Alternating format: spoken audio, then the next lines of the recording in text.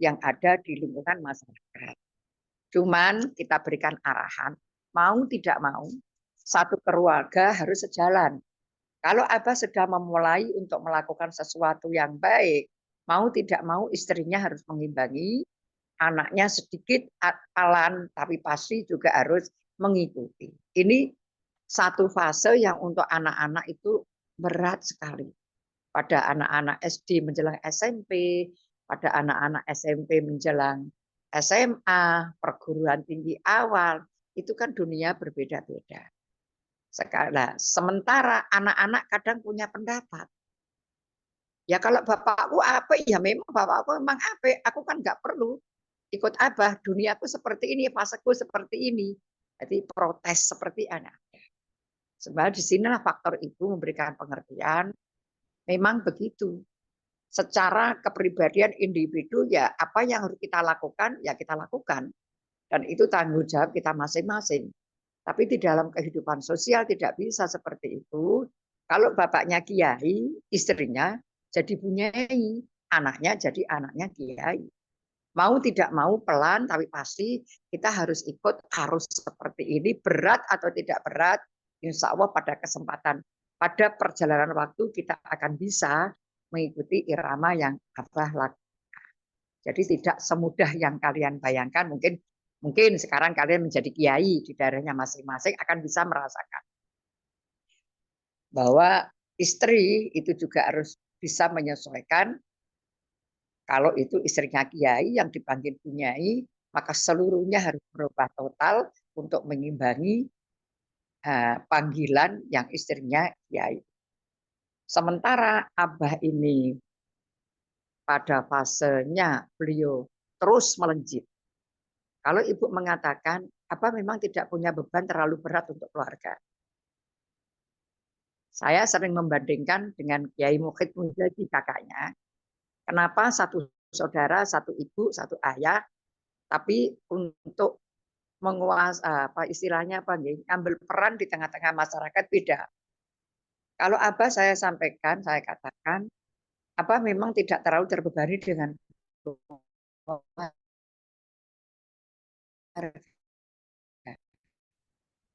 keluarga itu udah bagian saya 100%. Mulai problem remaja dan lain sebagainya, saya tidak pernah matur ke Abah kecuali mentok saya sudah tidak bisa melakukan. Ibu itu pun dengan tidak banyak bicara, apa yang saya sampaikan, saya hanya mohon beliau tolong saya dibantu untuk mengatasi anak ini yang seperti ini, yang seperti ini. Tapi jangan dimarahi, diberikan solusi. Itu kalau sudah mentok, dan itu saya ingat hanya 2 kali selama hidup saya dengan beliau 46 tahun. Jadi yang bisa saya lakukan, saya lakukan. Yang bisa saya lakukan, saya tidak pernah matur beliau, kecuali sebuah laporan. Ada kasus, ada anak seperti ini saya gini, oke. Tapi begitu mentok, saya sudah tidak punya dalil, tidak punya alasan, tidak punya strategi untuk bagaimana saya memberikan pengertian pada anak-anak, maka saya matur, minta untuk mendukung saya memberikan penjelasan. Baru ini selesai. Dan itu hanya 2 kali selama 40 tahun, 46 tahun saya menjadi istri ibu. Yang hal yang lain semuanya saya tackle sendiri, dan ini satu kebanggaan untuk saya bahwa saya diberikan kelonggaran prioritas yang luar biasa sebagai seorang ibu yang dampaknya saya bisa kuat, saya bisa mandiri, saya bisa punya peran. Nah, yang kedua, karena kedekatan Abah itu tidak terlalu baik dengan anak-anak waktu dulu, Abah masih sare, anak-anak ke sekolah, Abah masih belum rawuh, anak-anak sudah tidur, itu dilakukan hampir 20 tahun. 20 tahun itu anak kecil sampai perguruan tinggi. Baru Abah itu akrab dengan putra-putranya itu setelah anak-anak dewasa. Yang bisa diajak ngomong, terus anak-anak juga bisa Bapak, tapi sepertinya saya enggak punya. Setiap kali kita ngeluh, jawaban masyarakat, Abahmu kan miliknya umat. Saya pun kalau ngeluh, Pak Hasim itu miliknya umat. Seakan-akan istrinya, anaknya tidak punya hak. Dengan bapaknya itu tidak punya hak. Ini kadang yang membuat kita tidak nyaman, gitu, ternyuh gitu loh. Kok kan bapakku. Jadi kalau kita ngeluh sama yang lain, kan miliknya umat. Kok miliknya umat ya, istrinya tidak punya bagian. Tuh, tapi dalam perjalanan waktu, anak-anak setelah besar, baru diajak komunikasi karena bisa omong. Nah, terus mungkin anak-anak juga bisa menyampaikan apa yang menjadi harapan. Ya seperti semuanya yang lain, kalau ada bapak ya kepingin ada bapaknya. Jadi kita itu enggak pernah kemana-mana bareng. Kalau ibu ngetan ya bapak ngulon, kalau aku ngalor bapak ngidul, itu sudah sepanjang hidup saya. Jadi kadang orang melihat saya itu bingung. Iki kok sing lanang ngalor, sing wedok ngidul ya, kalau podo ngalornya tidak akan ketemu. Sehingga pembagian tugas itu jelas, abah kemana, saya kemana, sampai menjelang beliau wafat. Itu baru saya kumpul abah 2 bulan, 36 hari kali 2. 36 hari ya. Jadi Jumat Legi, Jumat Legi, Jumat Legi itu selama hidup saya baru ketemu abah seperti itu. Jadi kalau kesehariannya ya sudah yang satu kemana, yang satu kemana, dan itu tidak menjadi masalah untuk kita semuanya karena memang kita paham apa yang harus beliau lakukan, apa yang harus beliau kerjakan untuk kemaslahatan umat. Barangkali itu gambaran abah tentang keluarga. Tapi ada satu hal yang terkesan untuk saya. Waktu masih menjadi ketua PBNU, barangkali anak-anak masih SD, paling tinggi SMP. Tahun berapa itu paling tinggi SMP. Saya ini punya anak 3 perempuan, laki perempuan. Abah tidak pernah membicarakan tentang anak laki-lakinya. Yang dipesankan adalah anak perempuan. Setiap rawuh jam 2 pagi, dari pengajian kemana-mana, selalu ceramah sampai jam 3 pagi. Saya diceramai bagaimana menjadi ibu, bagaimana mendidik anak perempuan.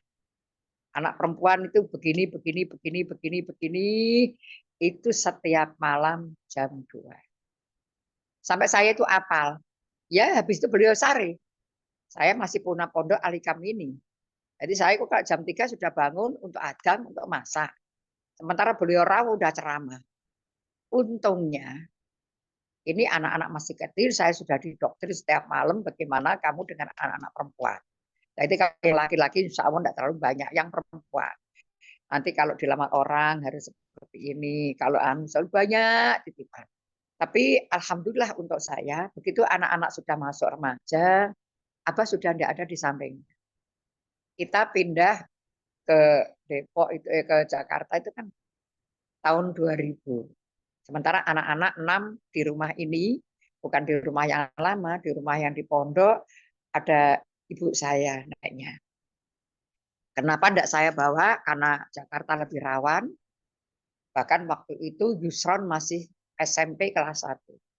Dan itu munculnya anak-anak SMP kena narkoba.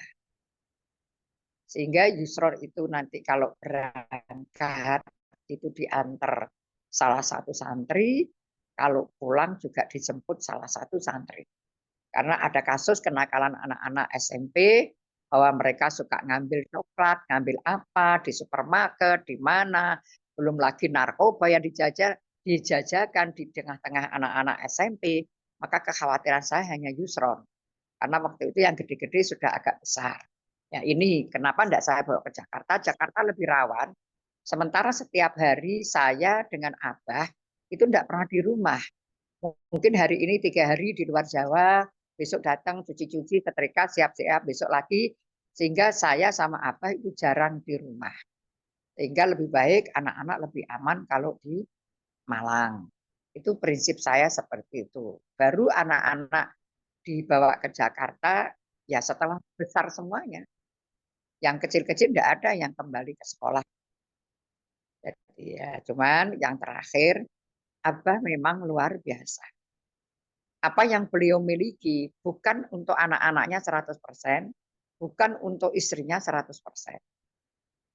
Berarti anak, istri cukup. Cukup gitu aja. Selebihnya, ya beliau ya enggak tahu. Ya untuk kesana kemari, kasih sana, kasih sini, terus seperti itu.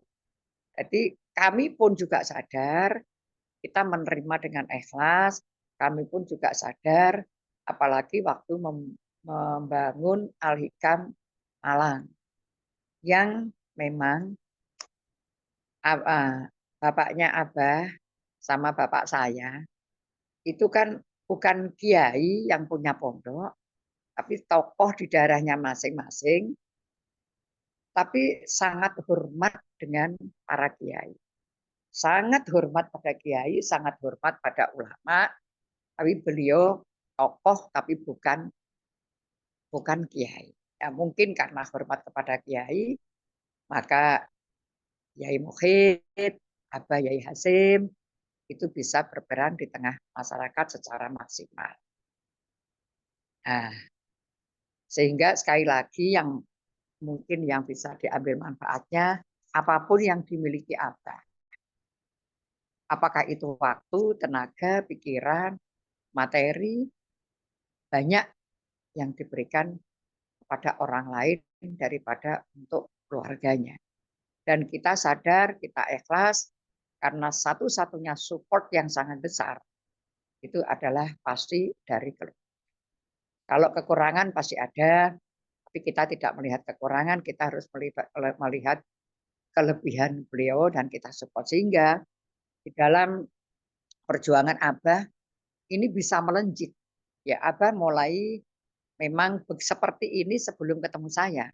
Masih Sejaka itu sudah kemana-mana undangan, bahkan ada banyak ketua PC di Kabupaten Malang yang sudah sepuh, itu kalau ke sini mengaku saya ini murid main drum bandnya Yai Hasim. Namun sepuh-sepuh itu pada ke sini. Ya saya enggak aja, saya juga tidak kenal. Itu entah Fatayat, entah Muslimat, yang dulu Fatayat, Abah masih Ansor, gitu. Itu banyak. Jadi kesan daripada masyarakat di Malang itu sangat dengan Abah, dan Abah pun itu sangat peduli kepada beliau.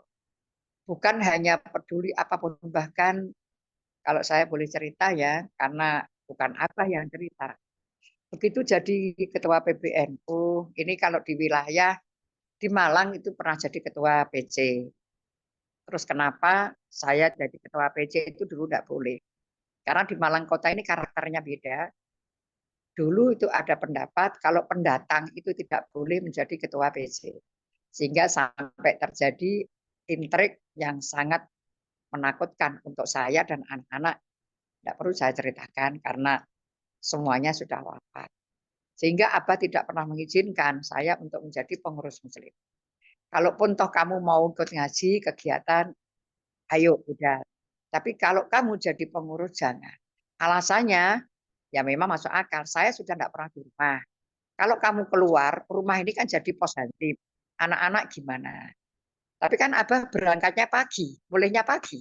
Kan saya kegiatannya siang sampai sore. Ya akhirnya saya berot gitu ya.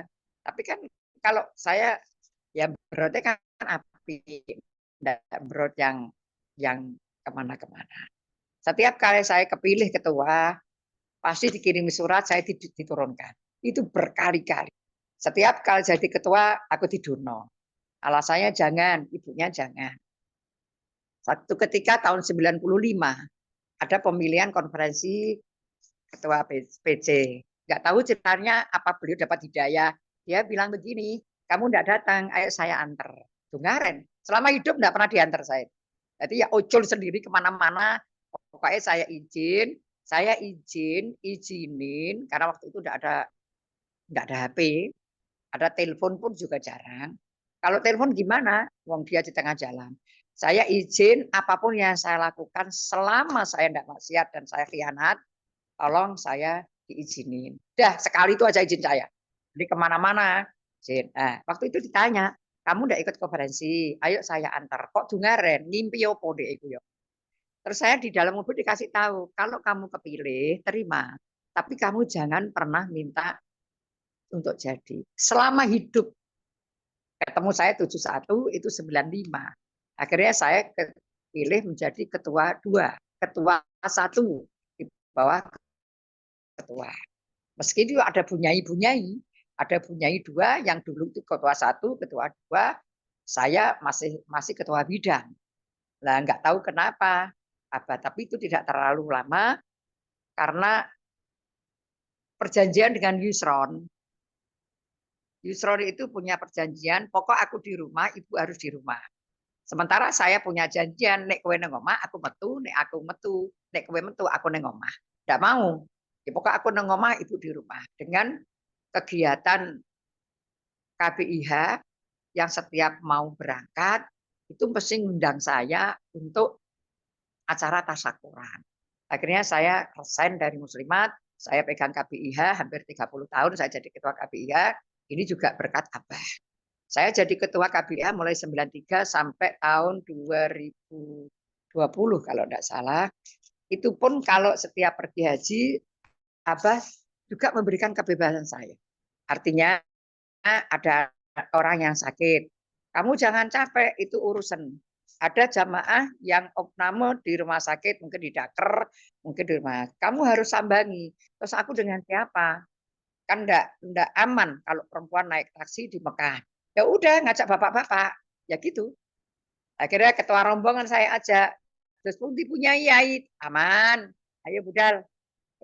Jadi apa itu mendidik saya seperti itu, mulai sampai saya harus tanggung jawab pada jamaah, saya tidak boleh lelah, saya tidak boleh tidur, saya boleh capek, pokoknya harus dirawat dan nenek-nenek. Bahkan satu ketika tahun 97 saya berangkat dengan Abah, itu kita bawa berapa rombongan, kebetulan kita ada di Sulaimania. Apa kata beliau? Kita baris kan, kita mau umroh itu kan baris. Waktu itu belum ada bis, kita baris dan terlalu jauh. Apa kata beliau? Kamu di depan, aku di belakang. Kenapa, Mbak? Ya aku ngeser yang tua-tua. Asli tidak seperti itu, karena apa? Tidak tahu jalan. Jadi saya matur, asli bukan karena mau ngeser yang sepuh, tapi karena panjenengan nggak tahu jalan. Yang tahu jalan di Mekah ini adalah saya. Kadang beliau menjuluki saya ini adalah RT-nya yang ada di Mekah. Karena beliau memberikan kebebasan saya luar biasa. Jangan pernah kamu tidak berangkat sebelum kamu ada penggantinya. Nah sekarang penggantinya istrinya Gus Hakim itu Neng Lina. Saya sudah tidak mungkin akan membimbing haji karena sudah 30 tahun saya membimbing jamaah haji sampai ke Mekah, belum lagi jamaah umroh. Itu dawuhnya selalu, kamu jangan pernah berhenti mendampingi ibadah haji sebelum kamu punya penggantinya. Gitu. Seperti itu. Bahkan kalau Abah mungkin satu kali cerita ya, biar kamu punya gambaran siapa Abah itu kalau memuliakan perempuan. Bahkan beliau pernah umroh, pernah haji, Amirul Hajj kalau nggak salah. Itu saya yang ditelepon, bukan beliaunya yang nyambangi saya di maktab, tapi saya yang disuruh nyari dia. Alasannya dia enggak tahu. Nanti kalau ketemuan, kamu di mana? Aku di pintu Abu Salam. Aku enggak tahu pintu, yang tahu aku cuma pintu satu. Ya sudah, panjenengan diem aja di pintu satu, saya yang cari. Itu setiap kali pergi haji, pergi umroh, itu ala saya enggak pernah tahu jalan kecuali pintu Babul Malik Abdul Aziz pintu satu. Yaitu Abah. Jadi kadang dia lucu, kadang ya saya, terus akhirnya mengambil pelajaran, beliau mendidik saya untuk lebih bisa, untuk lebih kuat, ya untuk lebih bertanggung jawab. Dan itu selalu beliau sampaikan. Beliau hanya sekali melarang saya pergi haji tahun 2016. Sampai 3 kali last minute besok berangkat. Itu saya belum diizini. Apa kata beliau? Katanya kamu capek, gitu aja. Ya sudah, lah itu terus tahun 2017 apa-apa. Jadi sekali lagi waktu Abah itu habis untuk dakwah. Ya, untungnya lagi saya, apapun posisi saya itu diajak keliling dunia. Meskipun peran saya itu sebagai perawat beliau. Jadi menyiapkan agman yang mau dipakai hari ini, yang besok, yang di mana. Terus nanti karena orang Indonesia itu pagi makan nasi, sementara di sana kan roti. Ya saya bawa pemanas nasi, bawa apa-apa, ya mesti bangun. Kan beda jam, kalau di Amerika 12 jam, 13 jam gitu. Saya sudah dijabil, adang yuk makan. Meskipun habis roti satu piring, kalau belum nasi katanya belum makan. Jadi peran saya itu pendamping beliau, merawat beliau, menyiapkan menyiapkan makanan, menyiapkan baju yang harus dipakai, ini saat apa hanya itu. Tapi untung kalau saya enggak jadi babysisternya gitu ya, saya enggak tahu mana-mana, mulai Eropa, mulai Afrika, saya sudah tahu semuanya karena memang Abah. Dan itu ada cerita lucu, nggak tahu ini apa benar, apa enggak. Satu ketika beliau akan ke Jerman, kalau enggak Denmark. Visa itu enggak keluar. Saya tidak diajak. Yang diajak adalah sekretaris pribadinya, sekprinya. Apa kata sekprinya? Bu, enggak dapat visa. Kenapa? Ya karena ibu enggak diajak. Coba kalau ibu diajak, nanti kan dapat visa. Akhirnya daftar lagi dengan saya, baru dikasih visa oleh kedutaan Jerman itu, saya diajak. Enggak tahu itu cerita kebetulan, apa cerita tenan, saya juga enggak tahu, tapi akhirnya kemana-mana saya selalu diajak. Jadi intinya sekali lagi yang paling faktor tertentu adalah Abah itu luar biasa ikhlasnya. Ikhlas luar biasa. Belum ada saya menemukan ikhlasnya luar biasa. Mungkin faktor kan selalu ngendikan ikhlas tidak perlu ditampak-tampakkan. Allah akan menampakkan keikhlasan kan itu ada itu quotesnya di Sarean itu. Nah, itu yang selalu beliau ajarkan kepada saya, sehingga pada satu ketika kalau ada hal-hal yang seperti itu, saya dididik untuk mengorbankan apapun, meskipun itu saya sendiri tidak punya.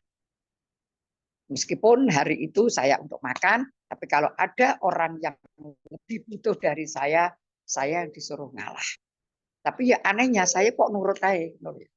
Kok nurut aja ya melu aja. Sehingga itu kelebihan Abah.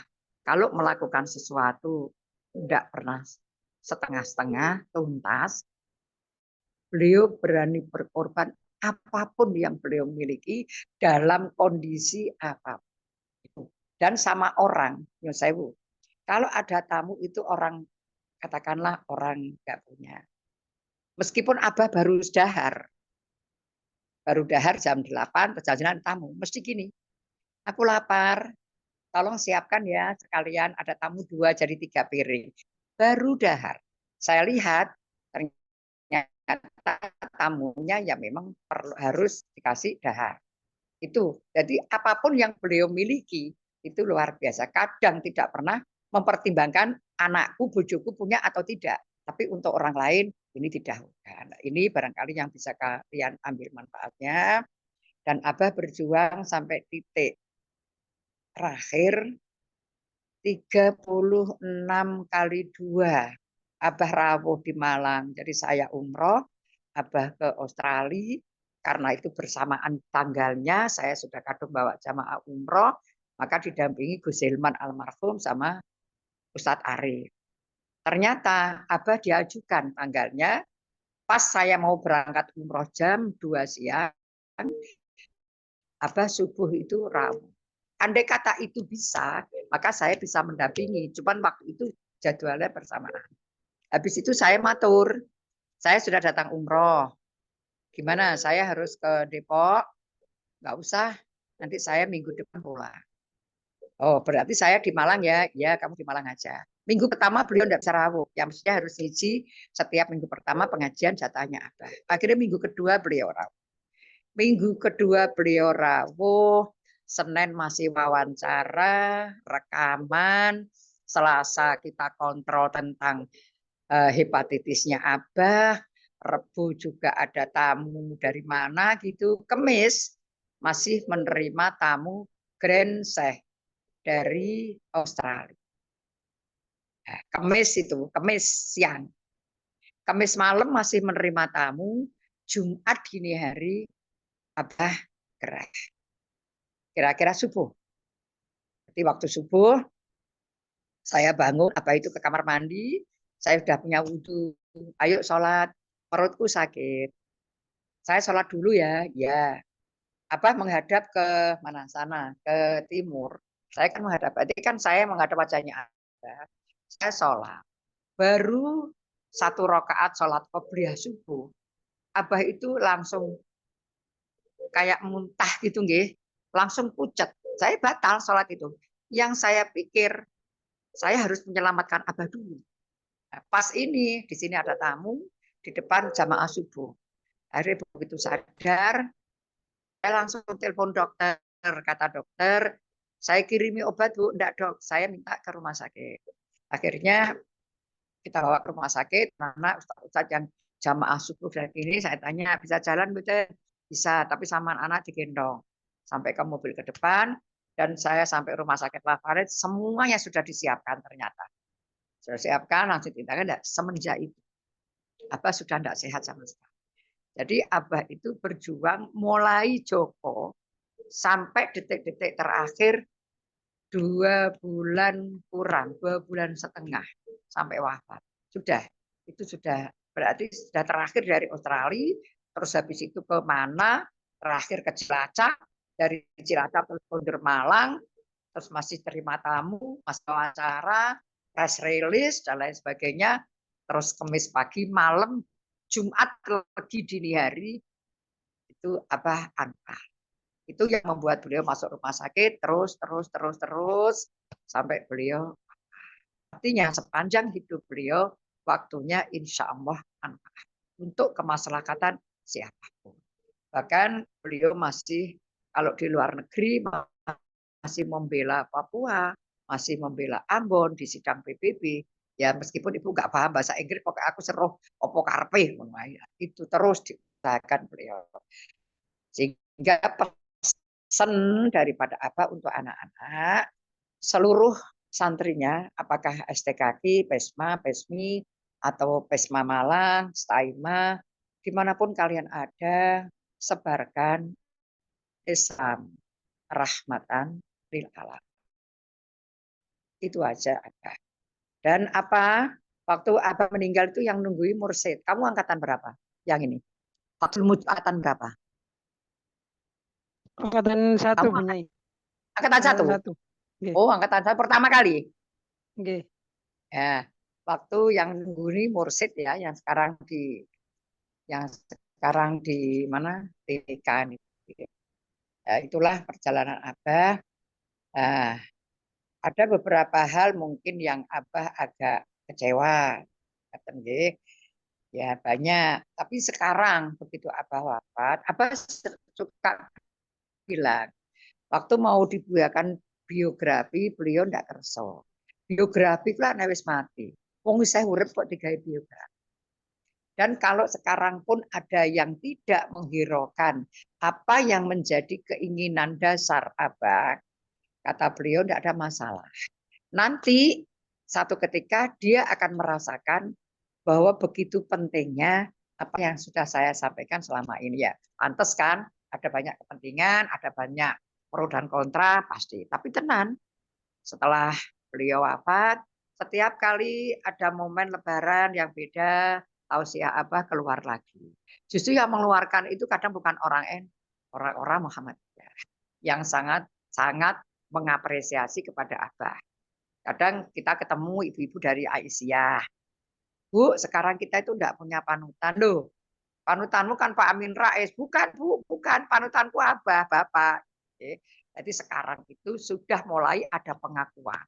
Kalau yang dulu mungkin tidak suka, ya boleh aja sih karena faktornya banyak. Faktor pendapatan, faktor kekuasaan, faktor politik, dan lain sebagainya. Oke, tapi sekarang semuanya kalau ketemu ibu, saya cuma ngomong, dia dikandani gak nurut, saya ki wong wis mati, lagi muni api, ya kayak gitu. Jadi hal-hal seperti itu, maka jangan pernah kalian apapun yang kamu lakukan minta imbalan sekarang. Akan dikenang, akan dihargai, akan diikuti sekarang. Jangan. Lakukan saja apapun yang baik, apakah diberikan pengakuan atau tidak, dihargai atau tidak, selama kalian ikhlas, pada jalan yang benar, lakukan. Karena pengakuan itu nanti akan timbul lama ya, kadang setelah kita tidak ada.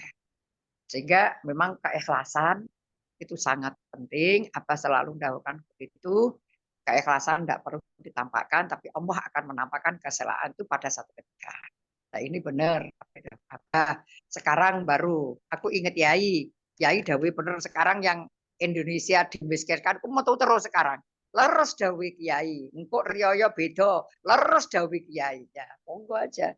Ya, hal-hal seperti jadi sekali lagi saya pesan kepada kalian semuanya yang apalagi yang sudah pernah ketemu Abah, pasti kalian bisa lebih mendapat banyak, paling tidak tahu figur Abah kesehariannya sedikit banyak bisa kalian teladani.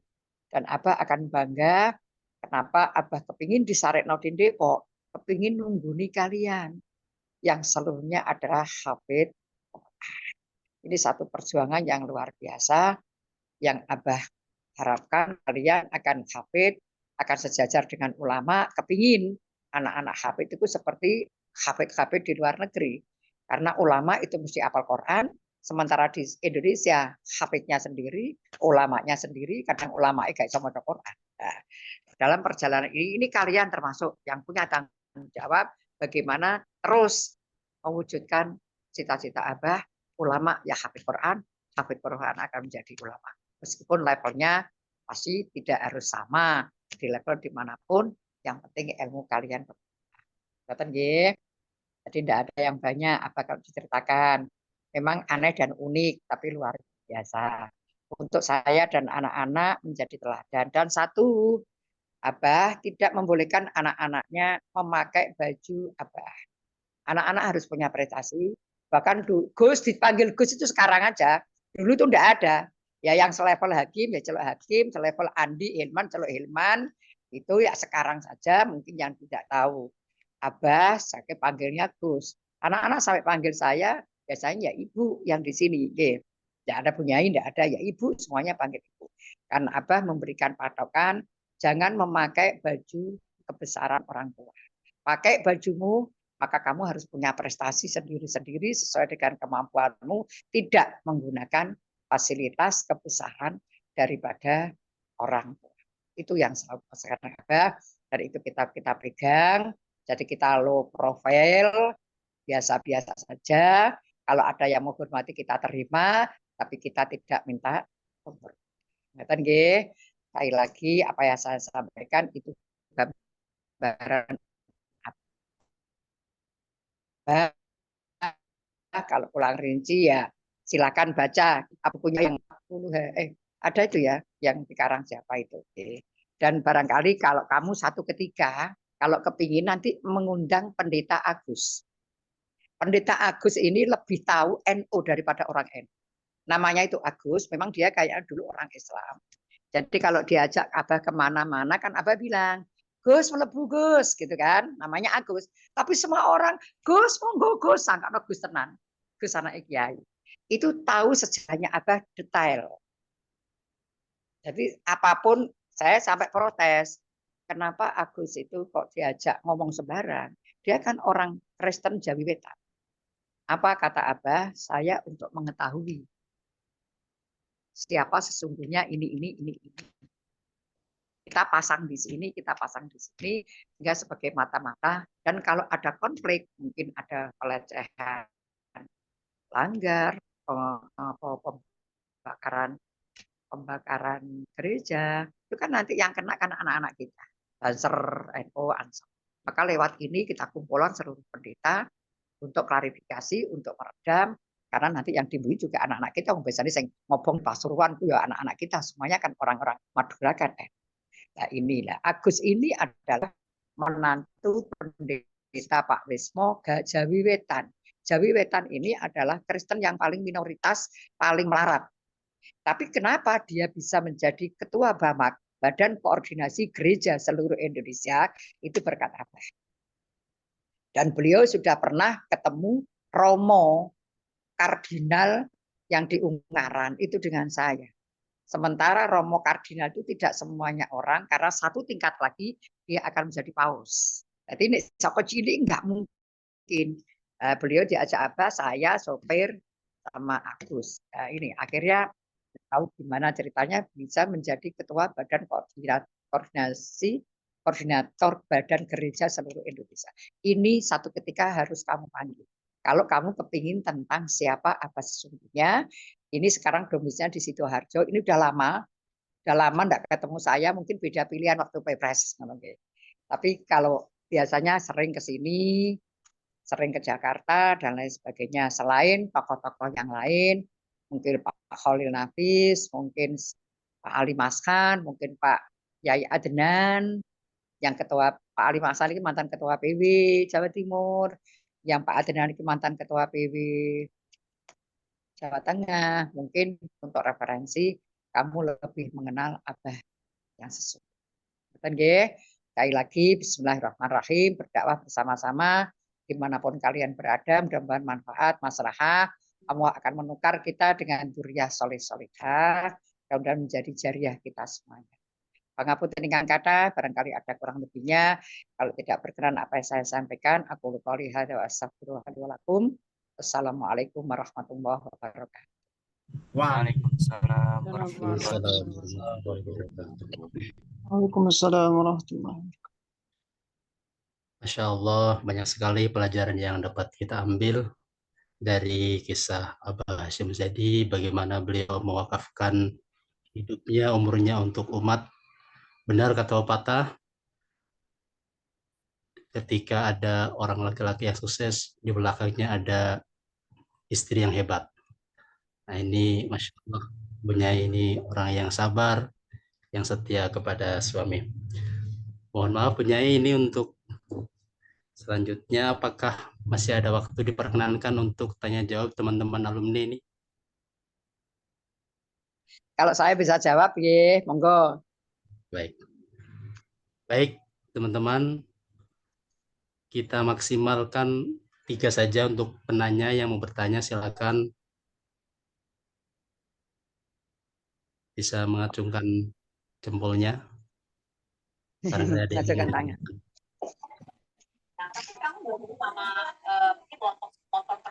Saya udah jelas deh, nggak perlu ditanyakan.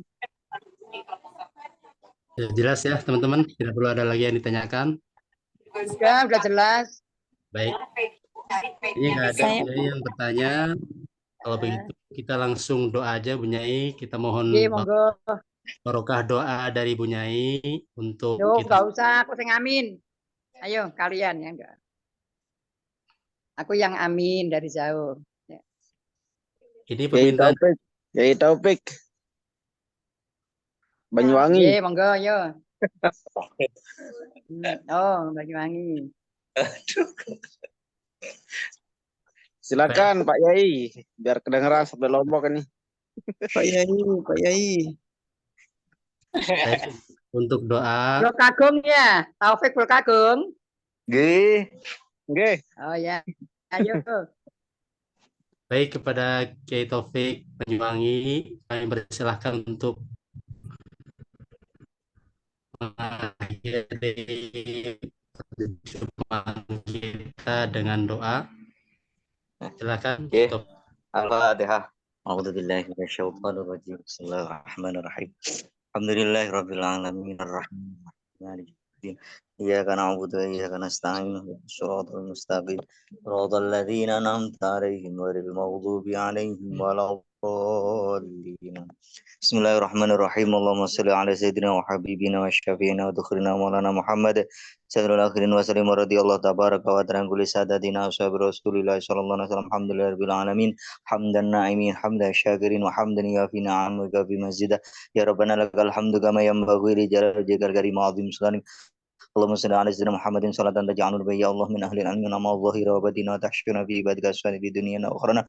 Allahumma anfa'na bima 'allamtana wa 'allimna ma yanfa'una zidna ilman nafi'a. Rabbana hab lana min azwajina wa dhurriyyatina qurrata a'yun waj'alna lil muttaqina imama. Allahumma ya Allah waj'al auladana wa dhurriyyatana wa talamidana wa ahla baitina wa ala qaryatina min ahli al-'ilm wal khair wa tuqa lil Qur'an wal istiqamah lis sunnah wal jamaah la taj'alna wa iyyahum min ahli syarri wal bid'ati wa dhalalah. Rabbana hab lana min azwajina wa dhurriyyatina qurrata a'yun waj'alna lil muttaqina imama. Allahumma ya Allah maghfir lahu warhamhu wa'afi wa'fu anhu wa akrim nuzulahu wa sima dakhalahu waj'alil jannata mathwahu khususan li Abu Hashim Zadi. Allahumma ya Allah Allahumma irfa' darajatuhu. واجعل الجنة مثواه ربنا لا تزغ قلوبنا بعد إذ هديتنا وهب لنا من لدنك رحمة إنك أنت الوهاب اللهم يا غني يا حميد يا مبدئ يا معيد يا رحيم يا ودود أغننا بحلالك عن حرام وبطاعتك عن معصيتك بفضلك عمن سواك ربنا آتنا في الدنيا حسنة وفي الآخرة حسنة وقنا عذاب النار ادخل الجنة مع الأبرار يا عزيز يا غفار يا أرحم الراحمين جزانا محمدا صلى الله عليه وسلم هو أهله قضي سبحان ربك رب العزة عما يصفون وسلام على المرسلين والحمد لله رب العالمين بسر الفاتحة أعوذ بالله من الشيطان الرجيم Ya, أعوذ بالله